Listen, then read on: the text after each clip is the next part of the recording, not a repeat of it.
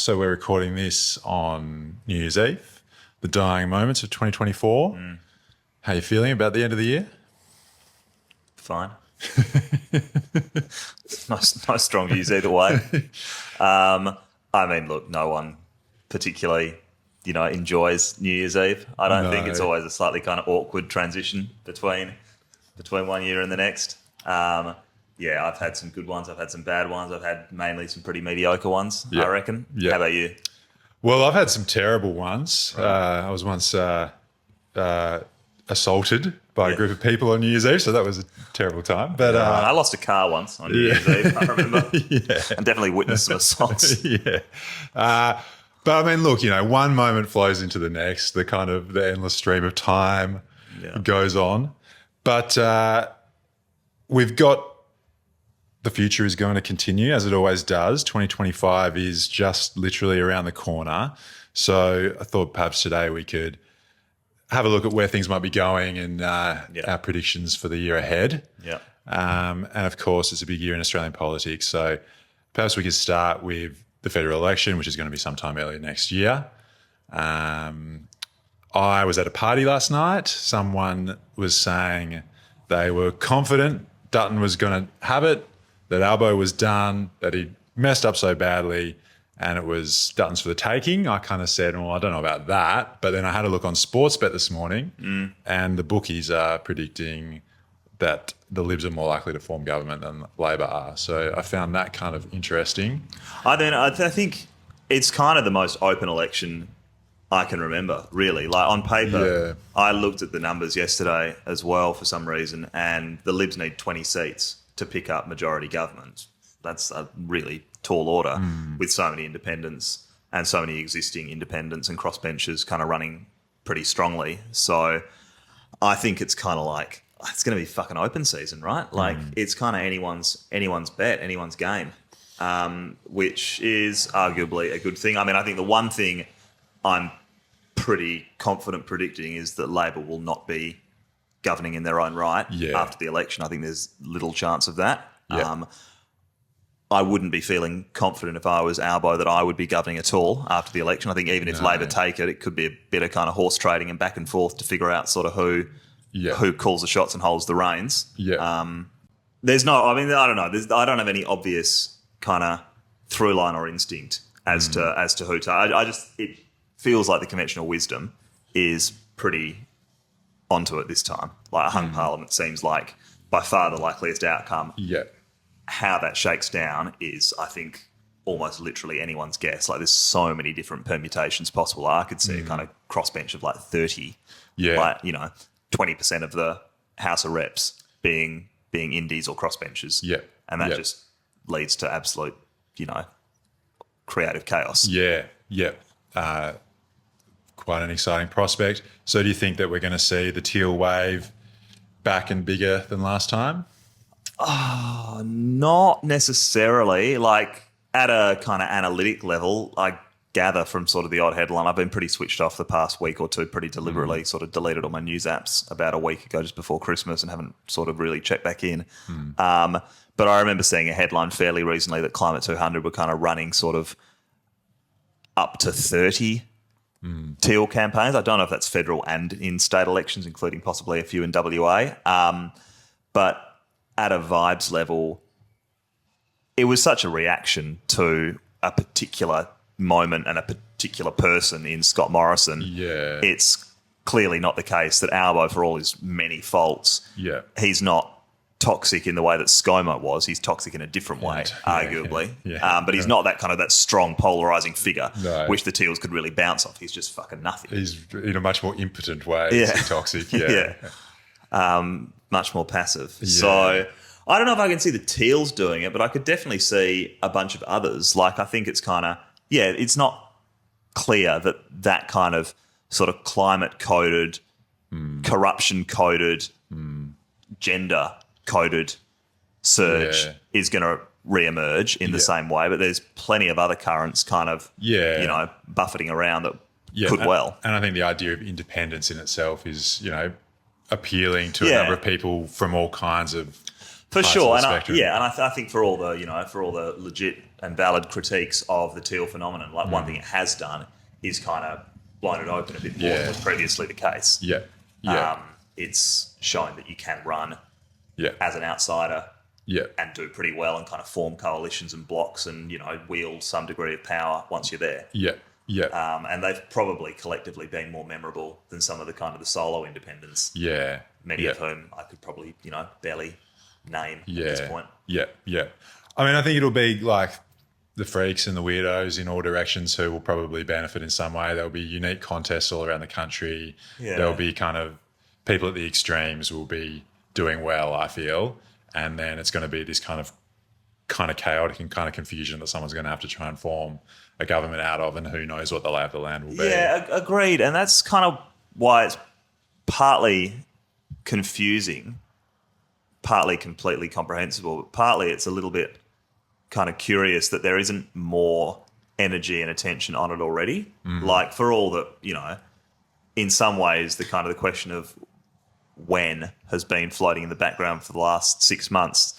Like, I don't know, I guess the media is still just so two-party kind of focused that they can't quite contend with, and have these days got so few resources to capture the kind of the full spectrum of political possibility for the next few months. And I guess, we're coming back after Christmas and New Year, and we'll see kind of, the election campaign really kick into gear. Yeah. But so far, it's kind of the most open field I think I can ever recall. Yeah. But there feels like there's less interest than there's ever been in some ways. Yeah.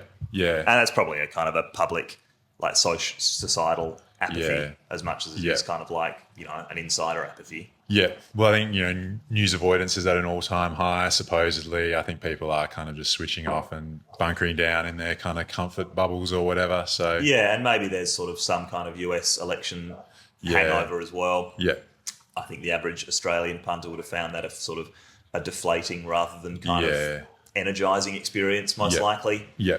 And I mean, that's the other sort of elephant in the room, obviously, is in 3 weeks' time we've got kind of the inauguration, and it's a new presidential term over there. So could cast quite a pall and shadow over some elements of the federal campaign here. Yeah, definitely. And then, of course, there's little old WA kind of getting in first. Yeah, well, that's right. So early March will be the election here, the state election. I mean, it seems like that one's maybe a bit less volatile, just given Labor's absolute dominance at the moment. I mean, you were fairly bullish on Basil Zemplis's prospects a few months ago, but that was before.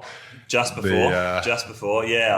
I was shown up in quite a big way. Probably bear more personal blame for that than Baz does, if you believe what he had to say about it afterwards. I mean, look, for those who don't remember, a few weeks back, Baz sort of aided and abetted and arguably led by the West kind of mounted sort of like a very, very, very shadowy insurgency attempt to overthrow the Liberal leadership and take the reins before the election didn't happen. I wouldn't rule him out. I wouldn't call it dead, buried and cremated. I reckon... So you reckon he might have another crack before the election? I mean, there's so little time. The weird thing about the WA election these days is it runs in early March, which gives you like literally kind of like 2 months tops after New Year, and realistically 5 or 6 weeks, which is probably all anyone's got the stomach for anyway. But it does kind of mean there's not much time for things to change. Yeah. And I think that's why it's the way it is, because that obviously, is generally to the benefit of the incumbent party. Yeah.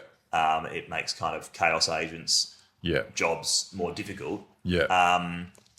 So, I don't know. If it came back to it and the Libs kind of had 2 or 3 weeks and felt like all hope was dead and their resolve was draining away, maybe there'd be a last-minute push to kind of, shake things up. Yeah.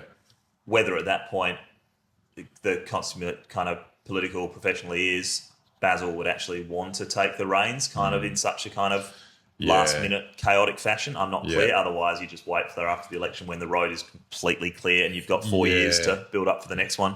He does strike me as quite an impatient guy, but perhaps even he realises that it might be better to bide his time at this point. Yeah. Yeah, I mean, he's patient, but he's obviously cunning. Yeah. So, yeah. Anything that anything you can see that is worth watching or keeping an eye on there that might be unexpected in WA? Are there particular contests or particular issues that might rise to the front, or do you think it's just going to be fairly kind of stayed 5 weeks and Labor will lose some seats but still maintain government? I mean, you think so. I suppose the upper house is where the interest really lies. Yeah.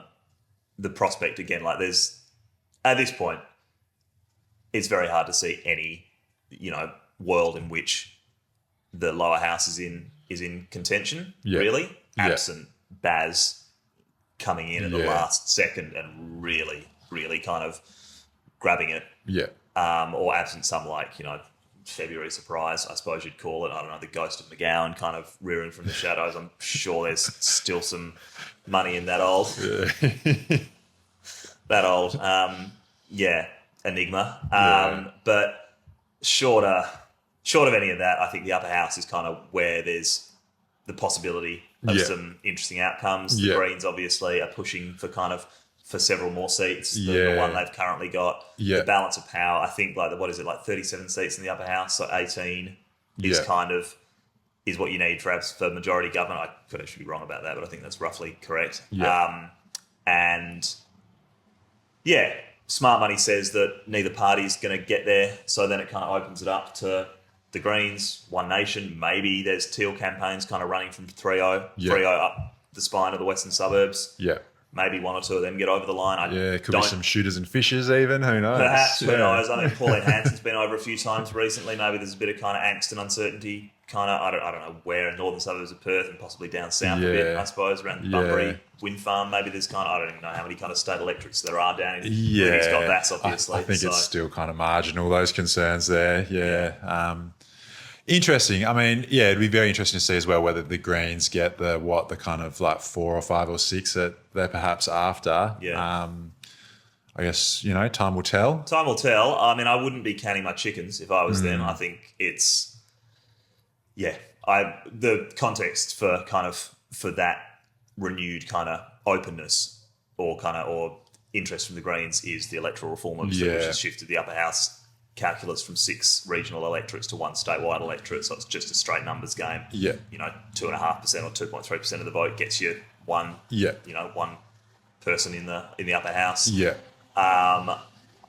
don't know. I mean, the Greens I think only got less than 7% of the vote last time statewide in the upper house. They'll need a bit more than that to get 3 or 4 even. And I mean, look, I think one of the really interesting things here, or maybe not that interesting, is that no one's really talking about the state election. And no one, I haven't really felt the Greens make much of a mark thus far, partly because it just seems pretty irrelevant. And I guess, as you say, that could be by design of the length of the election campaign and whatnot. But I don't know.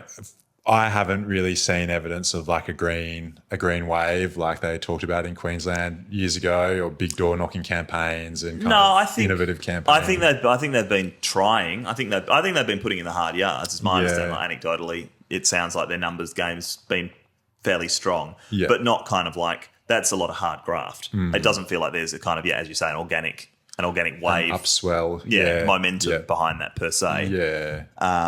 Which, I mean, not in the context of the climate crisis, because who gives a fuck about that here or anywhere else, but in the context of the housing crisis, you would think that there would be a lot of mileage for a left alternative to Labor's. Everyone's trying to capitalise on the housing crisis, right? But the Greens are almost the only ones that credibly can. I mean, Labor have got nothing. They really don't. They're so in hock to the developers. All they can do is roll out more money for more social and affordable housing, which is basically, a green light for Satellite to bulldoze more Bankshires, and or to put fucking more apartments at the next Metronet station they open up. And I'd to be frank, the Libs have they've just got nothing. I mean, it's quite reasonable. I've had this from a number of directions that all the Libs can do is criticise Labor, and I do think that's at least on the housing front. I think that's pretty fair. I've heard almost nothing in terms of credible policies, and we've only got, as I say, a couple of months till the poll. So, yeah. So wide open for the Greens if they could get that housing message to kind of cut through. You would think so. Yeah. You would think so. I mean, yeah, I kind of, I'm sort of playing a little bit close to the chest here perhaps, but I think there's room for improvement is all I would say in terms of the cut through there and in terms of how it's being delivered. And I think, again, partly that comes back to sort of to the medium and maybe that's kind of a neat sort of segue into what could be learnt from the other election that we've just seen recently, which is obviously the US election where kind of the game clearly done changed. And presumably political parties here, both state and federally, if they've got any sense, would be scrutinising pretty hard what worked over there. Yeah, well, maybe let's go to that. Let's go to, before we go to the US, let's go to that kind of social media space of how they're playing in this new world. I mean, I sent you the article from the West from last week about the major parties on TikTok and their kind of fairly lame attempts. Well, and including the Greens. And the thing I found interesting about that article you sent about this sort of the new media campaigning attempts, as you say, extremely kind of like thousands of followers and barely any dent, and just kind of using very leaning so far into the kind of brain rot, ultra online discourse that it just becomes quite corny. But just memes by numbers, really. Yeah. And I presume, I'm not nearly online enough to know, but I would presume kind of probably a bit behind the curve as well. Yeah. I think you're always playing catch up. And if you're trying to get Gen Z to engage, doing last week's meme or last week's fucking TikTok trend is not going to... Just so cringe. Totally. It's political poison. Yeah. It's the worst possible thing you can do. You're harming yourself. Yeah. So you really want to get the settings right if you're going to give that a proper go. And I don't know that I reckon that State Labor or State Liberal HQ have necessarily got the brains trust keyed in to do that. No. I could be wrong. Yeah. The Greens, on the other hand, I mean, the most interesting thing I found about that article, which we can maybe share in the show notes or something, is that the Greens have got the biggest following on TikTok, but haven't posted for 4 years. Yeah. So, I mean, what's going on there, guys? Yeah. There's an opportunity there. Yeah, big time. Meanwhile, I saw that Peter Dutton is on the podcast circuit. He did a long form kind of hour and a half interview with a podcaster who I'm sure many more people listen to us, but who I hadn't really heard of, some former Olympic diver who has a podcast. Sat down Matthew with Mitchum? I'm not sure. He's gay, so probably not. I would say. Dutton revealed on the podcast that he can't drive. So that was an interesting... well or at all? I'm pretty sure he can't drive a car. He was a fucking cop in Queensland. Yeah. I think was he riding maybe I might need to do some fact checking here again, but... I feel like that should be a much bigger part of his political persona. If that's the case. Let's have a look. That's remarkable. There was an article about it in The Guardian this morning. Peter Dutton sat down with Sam Fricker on the Diving Deep podcast. Sorry, I skimmed this article. He said that he cannot dive. Which checks out. Well, I mean, relatable. My ears go up for about 3 meters. So I've had some recent experience and wasn't getting too close to any coral, let me tell you. Yeah. So this is the kind of hard-hitting questions that he's being asked. And this Guardian article makes the point that he very rarely does one-on-one interviews. And so he's obviously looking at the playbook, I guess. I mean, I could be just kind of displaying some pressure. I've got a feeling he'd be better at it than Albo. I don't know how Albo would do it as a long-form stuff. Yeah. 100%. I think it's a similar dynamic to, Kamala Harris wouldn't go on Joe Rogan because she possibly wouldn't do well in a 4-hour sit-down. I mean, who would? But, I mean... And I think the same phenomenon kind of applies. It's not necessarily that I don't think Albo could do it, and ditto, arguably, maybe Kamala could as well. Yeah. It's that they're so fucking manufactured and kind of massaged and controlled within an inch of their life that it would just kind of the tension between what they'd actually say if they were doing it right and what they've been kind of conditioned for decades to say would be so stark that I just think the kind of the uncanny valley between their kind of public persona and the persona that's necessary for a performance space such as this would be kind of really quite exposed. Yeah.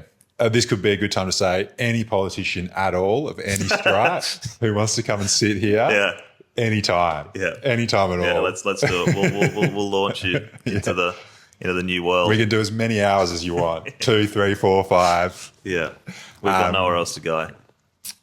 Yeah, I mean, Albo just does seem fake. I don't know if you saw his Spotify Wrapped. It was so fake. I didn't. It was like all Australian songs, Andrew McMahon at the top with a song called Australia.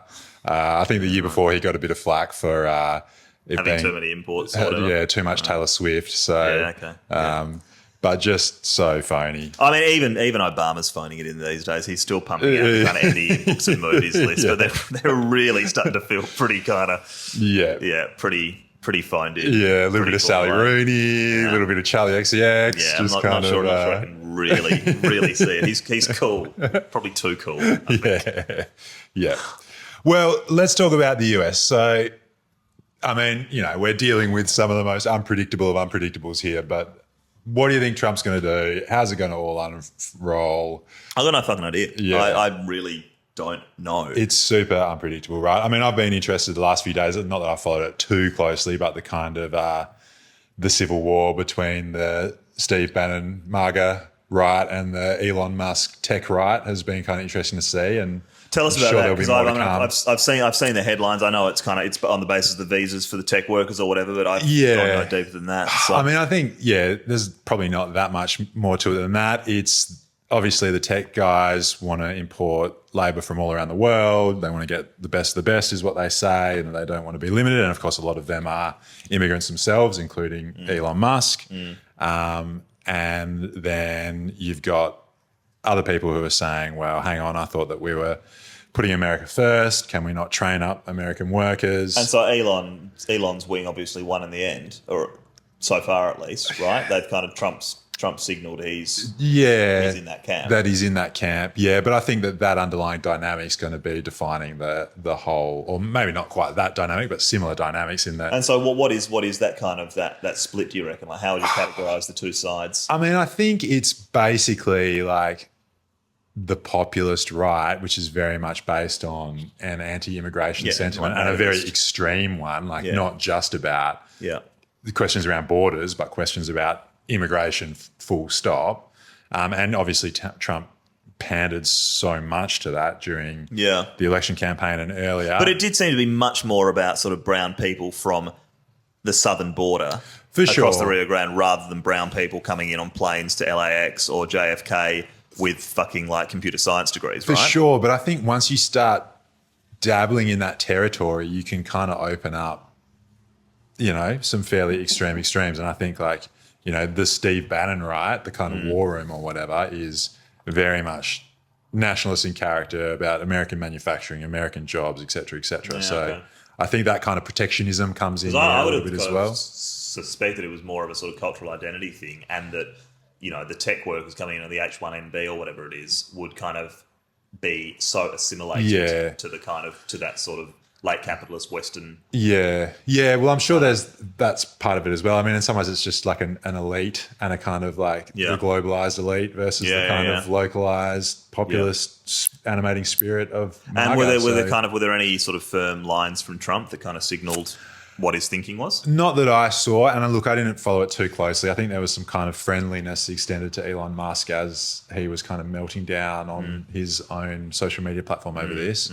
But I haven't looked at it too carefully, but I do think that there was like a little bit of disdain there from Musk as well. Like I think he commented positively on a Twitter post, which was kind of saying that like the American workers weren't able to be educated to do the job that these kind of immigrants could do because they were looking for, talent or whatever. So I think that there was maybe like a slightly sneering characteristic to it. Interesting.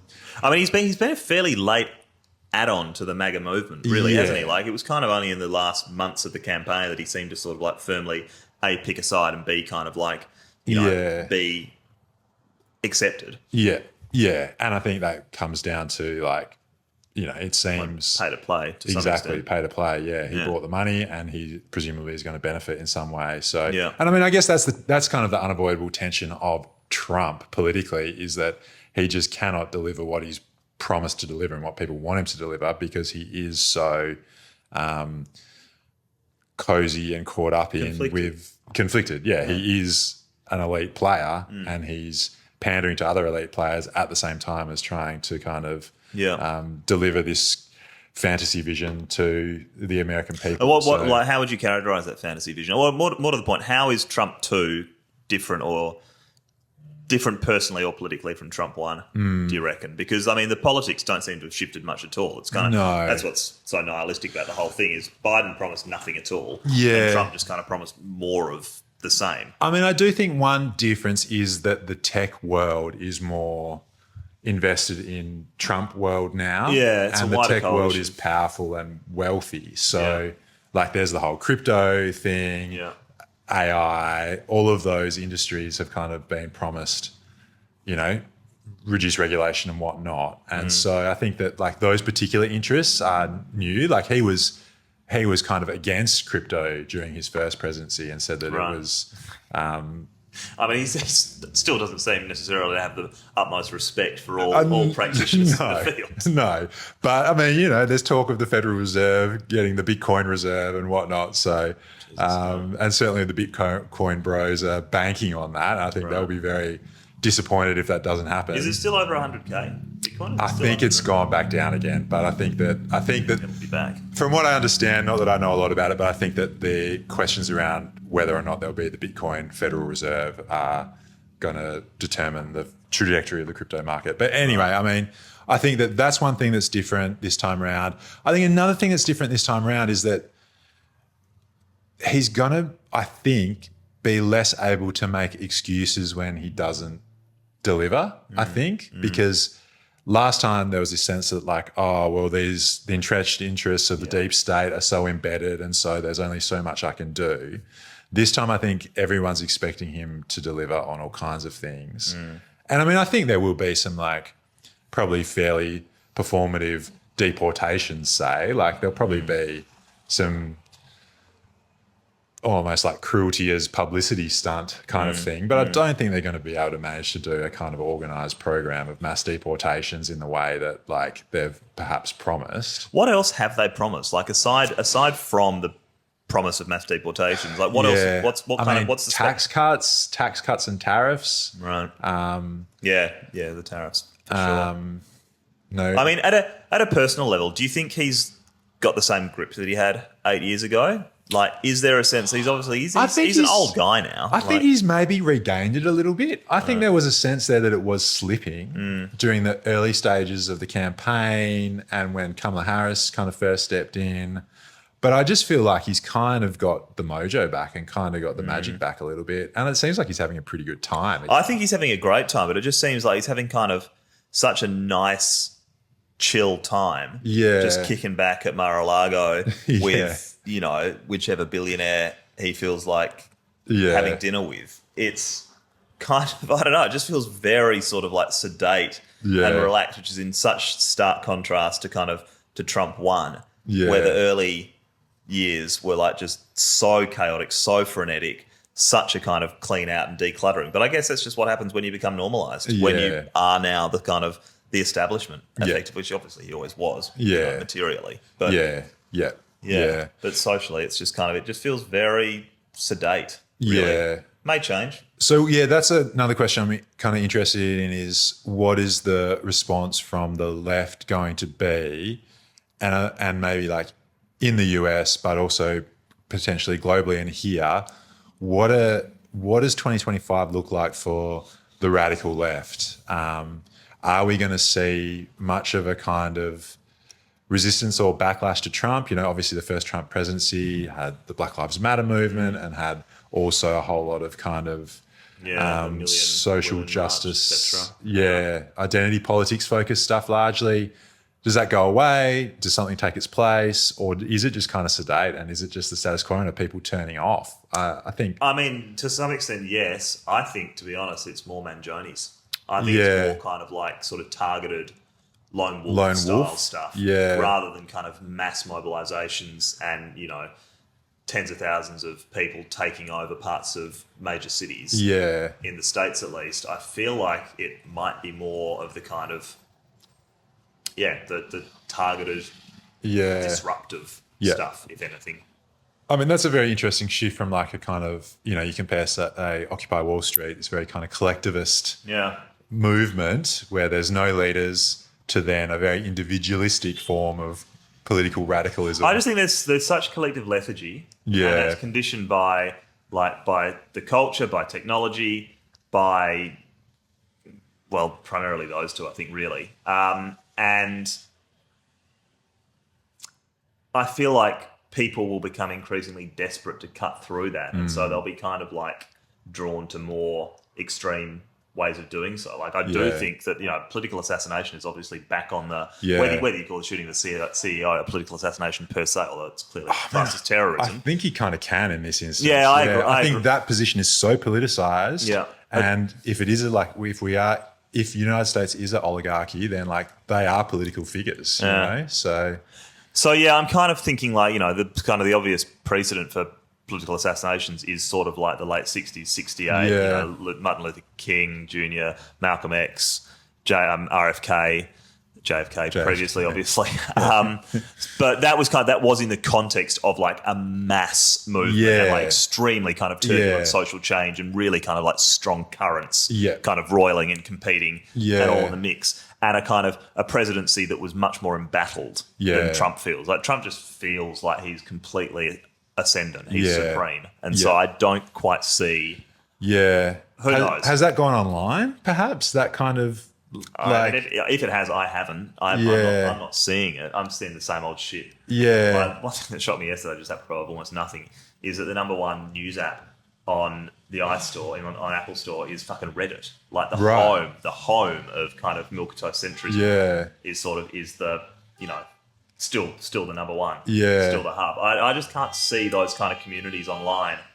Yeah, I mean, I think they exist, but I think they are fairly niche. They have an outsized influence in that ideas that are fostered there then spread out through the mainstream internet. There's Discord servers that could kind of foment the sort of stuff that Luigi looked like he was part of. Like, I mean, we said on this show, I think that it didn't seem like he was acting alone. Yeah. Maybe at this point it does. It kind of does. He claims he was, at least, Did you see someone tried to kill Nick Fuentes last week? I did not. No, someone, right. I missed that. There was a triple murder and then shot some people and some dogs and then rocked up at Fuentes' house and tried to kill him as well. Cops got him. So yeah, right. No, I missed that completely. Yeah. So I think political violence is on, right? Political violence has never been off. Yeah, in true. the States at least. Yeah. But I think the really kind of like shocking, kind of transformative sort of flashpoint is back in a bigger way. And I don't think it's this kind of like spontaneous upswelling. So I've always had this kind of thesis in the back of my mind, which is that and it's not a particularly unique one, that as conditions get worse, both from the climate crisis but also just the ravages of capitalism, whatever, that will inevitably at some point spark mass uprisings of a kind. But maybe is that not true? Like, are people so fragmented? I think it's coming. I think it'll come. I don't think we're at that point in the cycle. Yeah, and we're maybe in an off phase or something. Yeah. And I just think it's not going to be the same as 8 years ago. Yeah. It won't repeat itself in that form. People are too inured and kind of I don't know what the word is I'm looking for, but like apathetic essentially is the dominant kind of sentiment or kind of But eventually, presumably, there's going to be something that breaks people out of that. Oh, for sure. It's not going to be kind of like the shock of, oh my God, Trump said what? Or Trump did this. Even if he actually does some of the things this time that he said he's going to do.